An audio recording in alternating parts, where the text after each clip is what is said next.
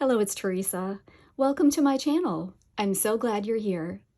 Today, I'm continuing with my review of items that I received free of charge from Beebeecraft as part of their YouTube program. Now, if you're a content creator here on YouTube with at least 100 subscribers and you'd like to find out more about their awesome YouTube program, click on the link in the description box below and you can find out all about it. If you're not familiar with Beebeecraft, you're definitely going to want to check them out. They are a huge online crafting store. They offer just about everything at some really great prices and even free shipping at $25, which I think is a fantastic value. I'll include a link to their store in the description box below, so be sure to check them out. Also, Beebeecraft has generously provided a coupon code for me to share with you, which is Teresa and the number 5. It's also listed at the bottom of my description box below. That will save you $5 on your order of $40 or more at Beebeecraft. The product I'm reviewing today comes from Superdant. It is this wooden cutting die, and it's the skull. I've been so excited to work with this one, and boy did I have fun with it. Now, you may look at a skull and just think you're limited to Halloween.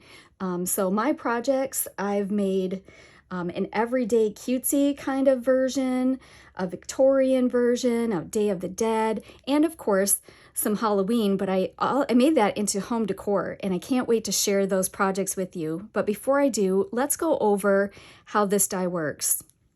Now, to use this particular kind of die, you're going to need a machine that can accommodate a die this thickness.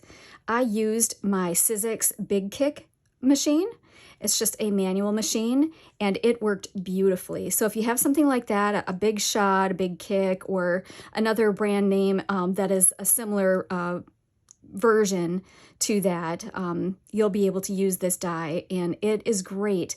And because it's thick like that, it's a multimedia die, which means you can cut a variety of materials that you can't cut with just a thin metal die. And I'm going to show you some examples of what I was able to cut, and we'll even do some here together. This die at its widest point measures about 2.5 inches by about 3 1/4. Now, sometimes when you have a die that is capable of cutting thicker materials, it can struggle cutting thin materials. So I first decided to test it out just using a sheet of 65-pound cardstock. And you can see that it cut it beautifully. Next, I put it to the test, cutting multiple sheets of 65-pound weight cardstock. And I was able to cut 9 sheets at one time without compromising a clear cut. For my next test, I used 110-pound cardstock, and I cut 4 pieces at a time. And you can see I got really clean cuts. In fact, I probably could have cut 5 or 6 pieces at a time. Another material that can be hard to get a clean cut on with dies is glitter cardstock. And as you can see, I was able to cut very cleanly in just one pass. Acetate can be another really tricky thing to cut with a cutting die, and this went through it just like butter. Next, I tested it out on some faux leather. This is what it looks like on the back.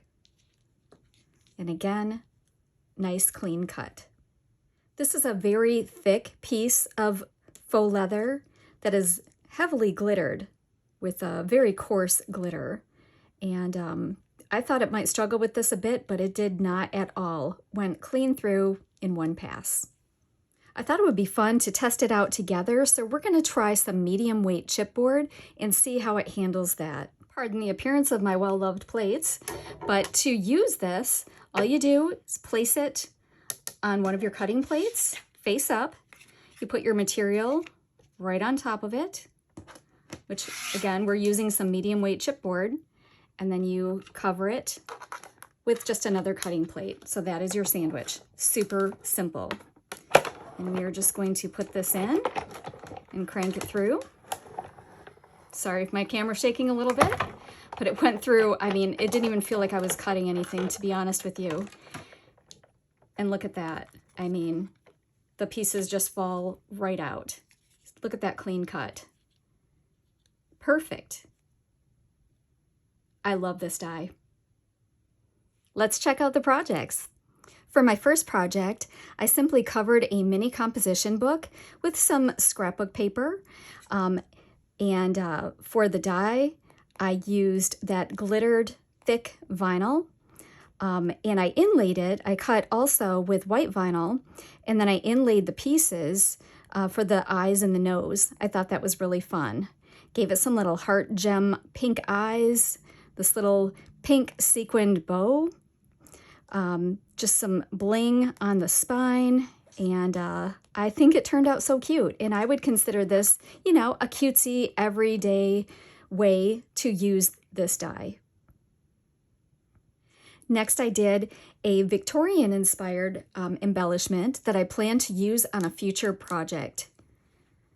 I used a fan die from my stash. I cut it out of some black cardstock, and I rubbed a little bit of gold gilding wax on it. I secured this piece at the bottom with a brad, and so it swivels, and I think that's kind of fun. I decorated it with some lace and some trims from my stash, put some bling on it, some stickers, and a little flatback embellishment, some gem eyes, and of course, the star of the show is this wonderful skull die cut. I used the black vinyl, and I also cut it out of the silver vinyl and inlaid the pieces. I think this turned out really, really pretty.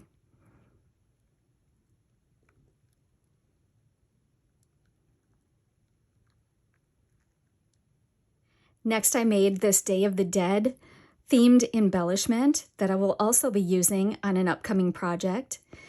I used some frame dies from my stash, this flatback butterfly. This rose was a die from my stash that I simply cut out of both 110-pound black cardstock and layered with this glitter cardstock for accent. Put this little metal rose embellishment in the center. For the die cut itself, I cut it out of white vinyl and black vinyl and inlaid the pieces. These are some stickers from my stash. I individually glued all of these rhinestones around the eyes, which I just thought was so fun. I really, really think that this turned out cute, and I can't wait to show you the project I've got in mind for it.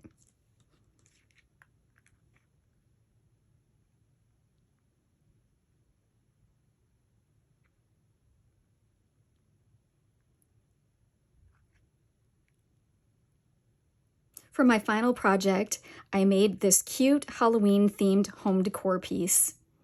The mercury glass vase that you see here came in a 3-pack from the Target dollar spot. They have them for only $5, so if you're interested in recreating this project, be sure to head to Target soon and pick yours up. For the focal feature on my vase, of course I used that wonderful skull die.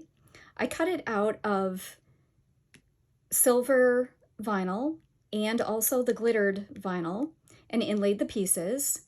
Used these cute little heart bling eyes, decorated it with one of these purple sequin bows, and embellished the center with this little flat back rhinestone rose embellishment. I thought it was so cute. These are glued on with some dimension onto this heart die from my stash, and I cut out another heart die out of just some black cardstock and ran that through an embossing folder. Rubbed a little bit of silver gilding wax over it to bring out the pattern. Used some of these spider stickers from my stash, just put them in various areas. This is actually one of those plastic spider rings that I just cut the back off of and hot glued it onto my project. Thought it was super cute. These things that I filled my vase with were just things that I had in my stash from previous Halloween projects. This one was a new addition that I picked up from Hobby Lobby, and it's a feather, and it's got these rhinestones and this black faceted flower. I actually found this in the wedding section, so you just never know where you're going to find your crafty inspiration. On the side, I made this bead dangle that I hung on a jump ring on this eyelash trim that I've wrapped around the neck of the vase. I was heavily inspired by Carolina's crafts for this bead dangle, and she does have a tutorial on her channel that I'll link in the description box below if you'd like to make one.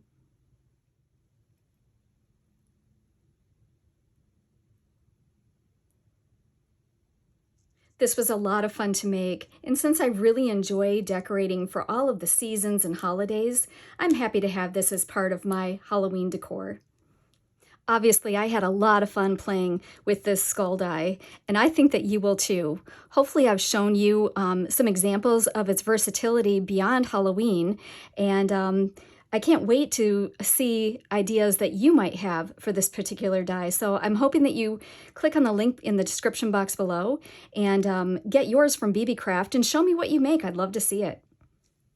I hope that you enjoyed today's video, and if you did, please remember to like, subscribe, and share with a friend.